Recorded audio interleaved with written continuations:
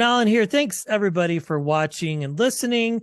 Today we are talking about a brand new film, Plane. Uh, this movie is just unbelievable. We're chatting with the wonderfully talented Tara Westwood. It's such a good film starring Gerard Butler, Mike Coulter.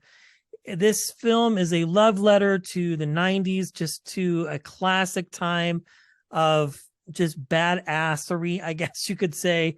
Thank you for your time today. It's a pleasure to meet you.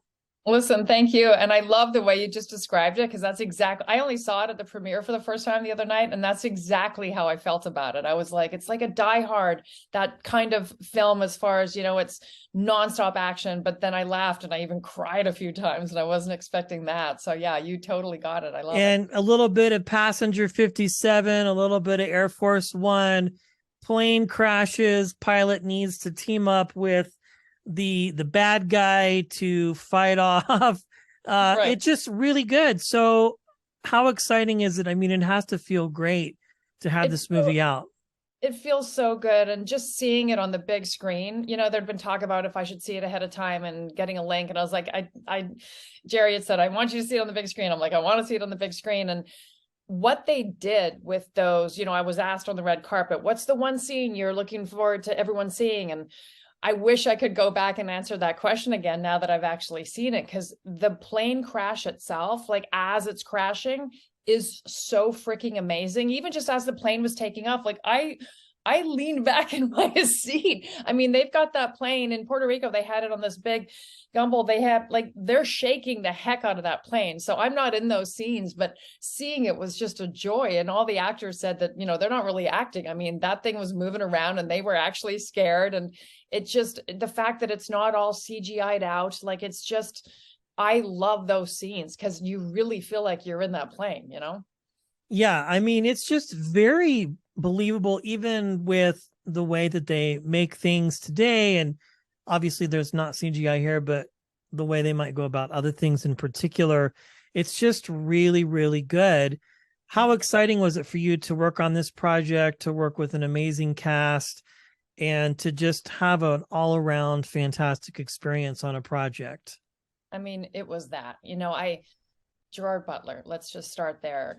By the time I got to Puerto Rico, which I loved, by the way, I'm dying to go back and surf there. But by the time I got there, they had shot a lot. Tony Goldwyn, Paul Ben, Victor, and I shot our stuff at the end of filming. So they'd been through a lot, weather, there wasn't crazy weather, but it was very hot and there was a lot going on. And it's a tough movie to film.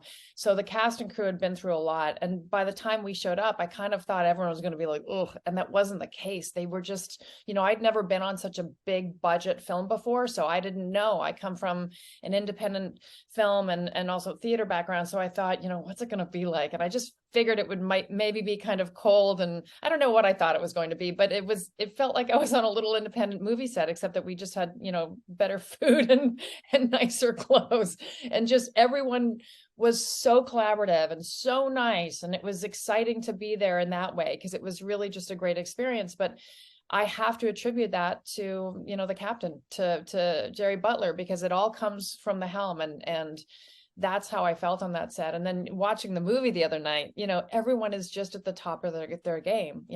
Coulter is Mike Coulter, and the how they are together in all the scenes is just so good. And then Remy and Yosan, just everyone I thought the acting was really, really great. So I'm proud to be a part of it. Yeah. Yeah. We love Paul Ben Victor. He's been on the show a couple times. Great guy. Yeah. I have a great little story actually so I was in the credits at the end, it says that I play the executive, but on IMDb, it says Sydney, and in the movie, they call me Sydney. And it was really great because we were there working together. All my scenes are with Paul and Tony Goldwyn. And at one point, Tony said to me, "What's your character's name in this?" And I said, "Oh yeah, I don't have a character name. I'm just Trailblazer Executive or something like that." And they were both like, "What? No, you need a name. You need a name. We got to give you a name." And, if anyone's listening to this, that's not an actor, we all want a name. we hope our character has a name. It's silly, but we do. And Tony was great. He was like, what name would it be if you could have any name? And my dad has passed, but I'd said, well, my dad always said if I ever had a little girl, he would love for her name to be Sydney. So I was like, Sydney. And I told him and Paul that story. So the next time we did a take, which was right away, they both like started off the scene with, so Sydney. Every time they could say Sydney, they were calling me Sydney. And I went up to one of the producers who was so great. And I said, listen, I just need to clarify what's going on here because I was afraid I might get in trouble or something. And he was like, I don't understand. Or what do you want your name to be? And I was like, Sydney. He's like, okay, everybody, your name's Sydney. And it was that easy where suddenly I was Sydney. So it was great. Those guys are just Menchie guys. They're really nice. Yeah, well, it was a great film. So where did the begin happen for you as an actor, storyteller? Where did that journey start? I went to school here in New York City at the William Esper Studio, and I studied with Maggie Flanagan, who's just amazing. And then when she opened her own studio, I went with her there. And yeah, I mean, when you look at my IMDb page, there's a lot of gaps, and it was because I had kids, and then I was a single mom, so my focus was really with them and wanting to be home as much as I could.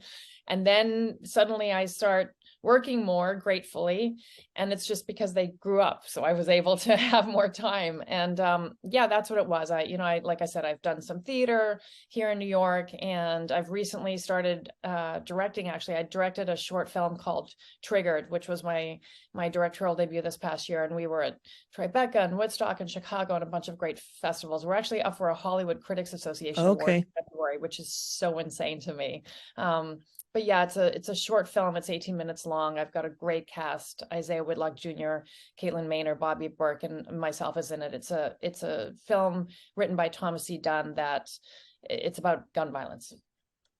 Wow, very exciting. I mean, you've had the opportunity to work with some very amazing people on some big projects. It has to be rewarding because I know this business can be so fickle and unforgiving.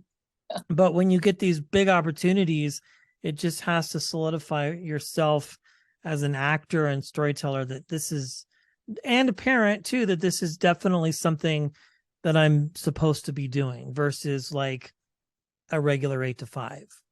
It is. And I'm always so grateful for my friends that didn't encourage me to go get that 8 to 5. You know what I mean? Because if you do that, it's really tough to make it in this business. And I still haven't made it in this business. You know, I don't think that you ever stop trying to make it in this business. And when people come up to me and say, oh, my daughter or my son or my cousin or whatever wants to get into acting, would you talk to them? What would you say to them? I hate to say that the first thing I say is don't. Like, unless you need to do this job, which I feel like I do, I just, I love this so much. So there's nothing else I can imagine doing. It's why I dissuaded my children from pursuing this career. It's just, you hear no so many more times than you hear yes.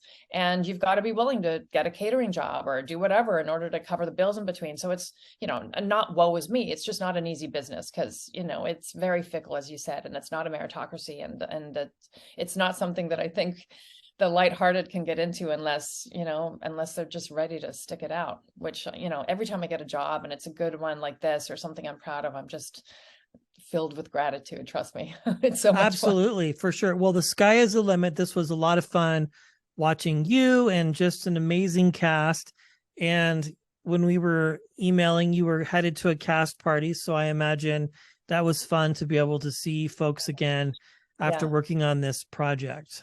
It really was. It was a blast. I posted a bunch about it on social media. I mean, everyone is just really excited because we love the movie. Sometimes you're in a film or in a project that you really love or like, or it was fun to do, but you don't love it like we all love this movie. We were all in that theater together this week at the edge of our seat, and it's just hearing people's reactions. It was really spectacular. So I'm so excited. And I feel like, especially after the last couple of years that we've all had and been through together, we just need a nonstop action killer movie. And that's plain. Perfect. Well, thank you so much, Tara. It's been a pleasure meeting you, and hopefully we'll catch you on the next big thing that you're up to. I really appreciate your time. Thank you so much. This was fun. Thanks. Absolutely.